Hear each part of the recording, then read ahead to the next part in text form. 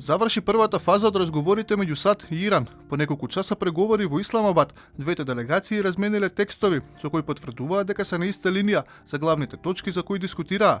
Преговорите сега продолжуваат со цел да се финализираат техничките детали. Разговорите меѓу Иран и САД влегува во фаза на експертско ниво, во која комисиите специализирани за економски, воени, правни и нуклеарни прашања се среќаваат меѓусобно. Преку 70 лица, вклучувајќи преговарачи, експерти и представници на медиуми, пристигнаа во Пакистан како подршка на иранскиот преговарачки тим, додека САД исто така донеле целосен тим на експерти за сите релевантни области, потврди од Белата куќа. Од иранската делегација тврдат дека САД се согласиле да ги ослободат замрзнатите ирански средства од банките во Катар, нешто што официјален Техеран го побара во планот од 10 точки кој го испрати на американската администрација. А додека траја преговорите во Пакистан, според Централната команда на САД, два разурнувачи на американската морнарица почнале со расчистување на мини во Ормудскиот теснец. Доналд Трамп пак останува на ставот дека Иран е поразен во војната.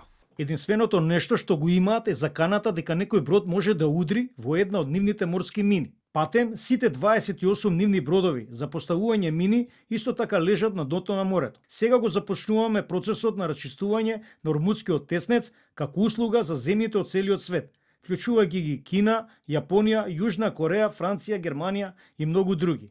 Неверојатно, тие немаат храброст ниту волја сами да ја завршат оваа работа. Американските интереси ги бранеа подпредседателот Џејди Венс, Стив Витков и Џаред Кушнер, додека пак иранските позиции ги застапуваа Мохамед Галибав и Абас Аракчи. Медијатор е началникот на пакистанската армија Асим Мунир. Пред да почне средбата, од иранската влада порачаа дека се спремни за преговори, но само доколку таква е намерата и на САД. Ако преговараме во Исламабад со представници на Америка на прво место, веројатен е договор што ќе биде користен за двете страни и за светот. Меѓутоа, ако се соочиме со представници на Израел на прво место, нема да има договор. Неизбежно ќе продолжиме со нашата одбрана, уште поенергично од порано, а светот ќе се соочи со поголеми трошоци. Разговорите се потенцијално најзначајни директни контакти меѓу САД и Иран од Исламската револуција во 1979 година.